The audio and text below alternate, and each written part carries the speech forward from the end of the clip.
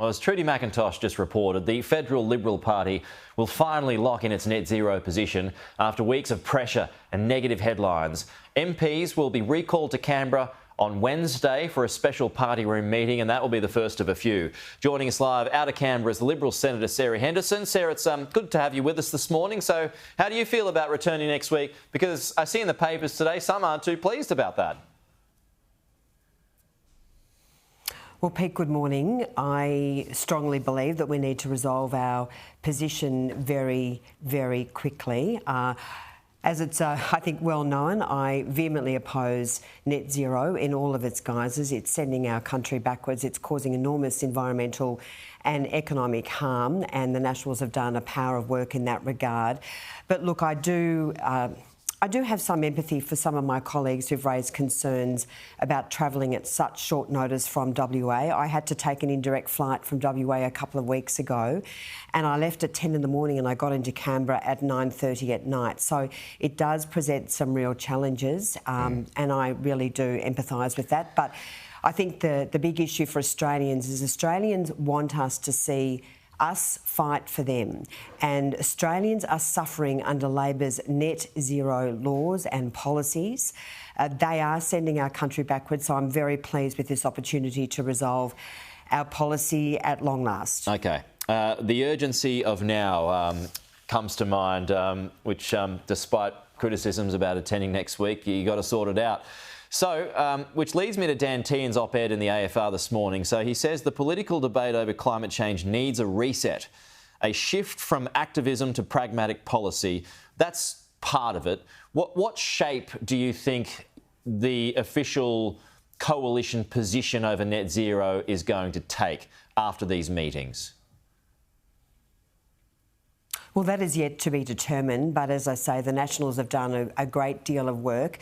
We all recognise we have a responsibility to drive down emissions, but we cannot pay the ultimate price. So I'm really interested in how we can prosecute the case on supporting our environment, clean air, clean oceans, looking after pristine agricultural land in a way that reflects our commitment to the environment, but does not cause such enormous harm, particularly to regional communities.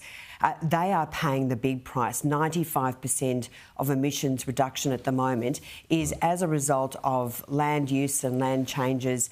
And of course, farmers are really paying a very big price in that respect, and regional communities. So we've got to get the balance right. We do need to be responsible citizens. We don't turn away from that whatsoever. But these crazy policies of Labor's, which are driving up electricity prices, which are making us poorer as a country, which are turning our back, Pete, on our resources. We are a resource-rich country, uranium, gas, coal and critical minerals. And we cannot turn our back on the things about our country that make us so prosperous. If the last elections, though, and the rise of the Teals have said anything, though, isn't it that particularly those inner city seats want action on climate change? So if you move against net zero, how are you going to get the cities back? Because we are going to take direct action on looking after our environment. And we had a net zero policy supporting net zero for the last two elections. And so my colleagues who argue that we've got to look after the cities and keep net zero, it does not stack up, Pete, because we went dramatically backwards with a policy to support net zero. Everyone right across our country wants us to be a country that's stronger, that has cheap electricity. I mean, look at Victoria, my home state. We were once a proud manufacturing state with the lowest electricity prices. Now we have been decimated. So whether Australians live in the city, live in the country, we want to be strong as a country. We don't want to be paying these skyrocketing power prices that force so many Australians, particularly older Australians, to make a choice between heating or eating. It's just crazy, Pete. And I really believe that we can take forward a really strong policy. And I'll give you an example of this. Last night, we were meant to have an estimates spillover hearing in the energy portfolio because we did not get a chance to call agencies like the the Clean Energy Finance Corporation and the Climate Change Authority and others. Now, Labor did a dirty deal with the Greens after we'd had agreement and shut that hearing down. So I think Labor knows that when we get our act together, which we will, and we start fighting really hard for Australians, they are very, very vulnerable at the next election. Just back to Dan Tehan's op-ed as well. He also says it's time to embrace nuclear power, which must be part of our energy mix. So that is going to be part of your program moving forward, and that'll no doubt open you up to continued attacks from Labor, from the Greens, from the Teals as well. Well, I don't think so, and I think we've made it clear that we will take a different policy to the election, which is all about lifting the prohibition on uranium mining, of course, for our own civil industry here in this country. We are a uranium-rich country. We export so much uranium to other countries, and so I don't think it's particularly controversial to open up that market and to say we want to be technology neutral. Yes, there is a role for renewables in this country, but there's also a very important role for nuclear, which, as we know, is emissions free. So we can play a very important role in looking after the country and driving down emissions with nuclear, but in a way that is technology neutral, that puts Australians first and ensures that we do not go backwards as a country. Okay. Just finally, Sarah, how tenuous is Susan Lee's position as leader at the moment? Well, Pete, there's been a lot of pretty brutal backgrounding, and I don't want to do that. I want to be authentic and I want to be honest as a Member of Parliament. I can't pretend things are good.